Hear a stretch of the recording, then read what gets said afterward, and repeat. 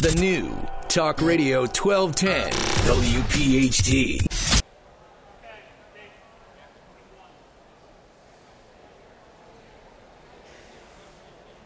Hey everyone, welcome. My name is Tom Giordano, and I'm too loud. I have to try to tone it down a little bit here. Thanks very much for coming out tonight.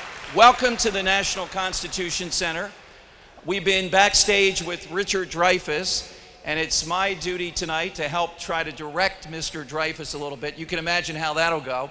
I'll have that on my resume someday. This is what we try to do at the New Talk Radio 1210 WPHT. More than anything. Of course, we talk about politics. Of course, we talk about anything that's happening out there, like the Schuylkill buckling on the way over here today. That seems to be cleared up. But mainly, we try to come together around the issues that we really care about. And this venue and this night is just exactly what we're trying to do. My job tonight will be to interact with Richard, to talk about the Dreyfuss Initiative, which is to get civics back in the school, American exceptionalism. But more importantly, you'll have a chance to ask questions. Richard Dreyfuss, if you heard the recent interview we did with him, definitely wants to hear what you want to know about this. He's also going to make some major announcements tonight.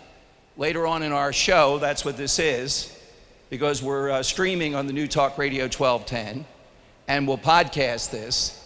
So feel free, we'll tell you when, to ask any question that you want around this. Someone will be stationed at a microphone. We'll direct you to that. You'll have a chance right over here to talk with Richard Dreyfuss. So without further ado, to introduce Richard Dreyfuss, it's my pleasure to welcome the man that runs all of our spoken word. Think of the KYW, think of Sports Talk, and think of the New Talk Radio 1210.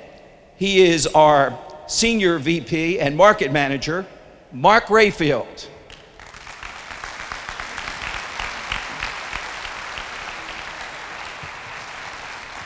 Thanks, Tom. Good evening.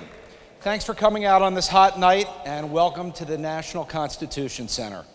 A special thanks to our partners for tonight's event, PhotoBridge, ClaimStar, Mike Ferrara of Ferrara Law, Gutter Helmet, Live Help Now, Valley Forge National Park, Let Freedom Ring, New Hope Academy, New Penn Financial, I'm almost finished, Capital Gold, PPL Energy Plus, and Williamsburg Dental. Thank you. Richard Dreyfuss has achieved much during his award-winning career. Best known for such classics as Jaws, Close Encounters of the Third Kind, The Apprenticeship of Duddy Kravitz, and Mr. Holland's Opus, the Dreyfuss Initiative may be his biggest achievement yet. Based on his belief that today's youth is ill-educated on the basics of civics, he created the initiative to teach the next generation about our system of government and how to participate in it. Some celebrities choose to stay on the sidelines. Richard Dreyfuss takes social issues head-on in order to make a difference. Now, without further ado, please join me in welcoming the winner of Best Oscar for my favorite Richard Dreyfuss movie, Mr. Richard Dreyfuss.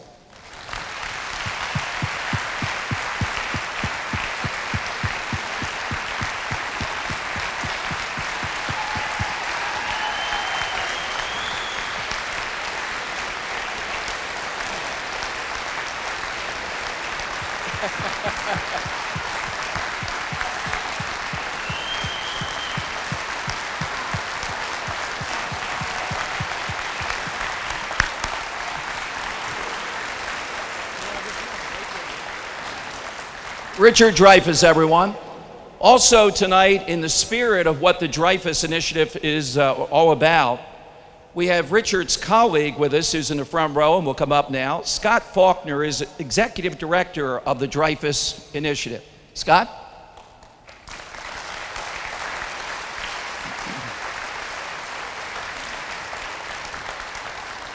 And I might add, Scott, you proudly bill yourself as a Reagan Republican.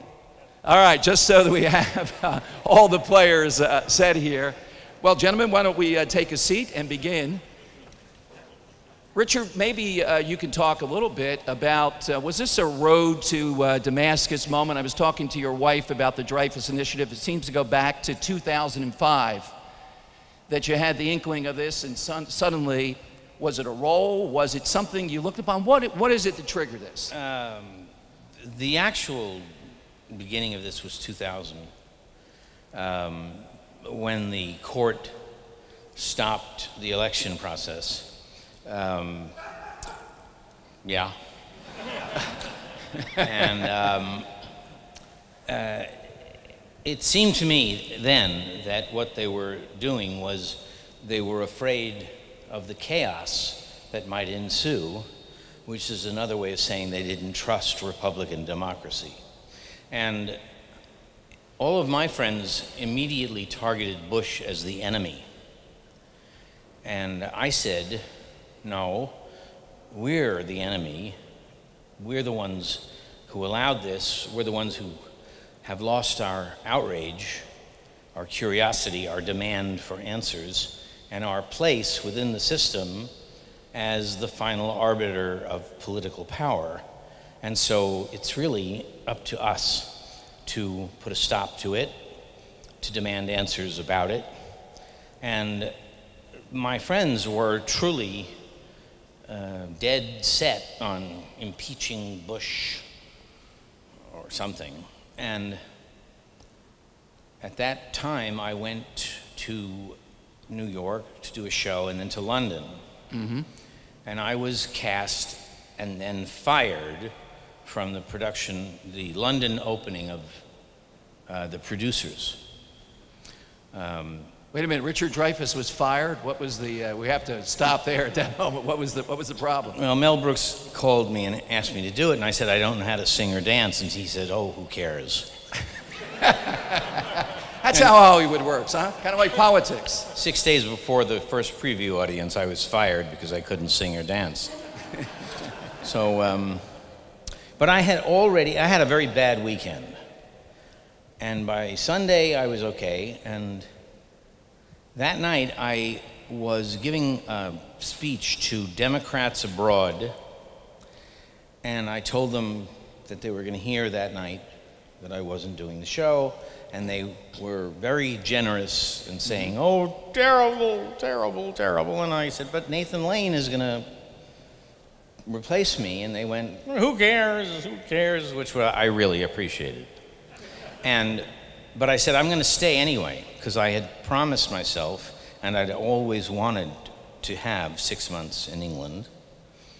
And I said that I was trolling for work, and I would lecture or write articles, and they said, about what? And I said, history or current affairs. Right. And to make a very long story short, I did exactly that. I lectured at the London School in Cambridge and Oxford, and when I was at Oxford, they asked me to offer to them a project that if they approved, I could become what they called a senior research advisory member. And I gave them a project which was the biography of the idea of democracy as told by Charles Dickens. Think of David Copperfield as democracy. A fragile birth, a dangerous childhood, dismissed, scorned, and held in contempt, a shocking victory, and carrying always within the seeds of his own destruction. And they said yes. And I was there for about 4 months. Mm-hmm. And I realized that I didn't want to do that broadcast. I wanted to do it for real because I was becoming more and more aware of the accelerated removal of civics from the public schools in America. The new Talk Radio 1210 WPHT.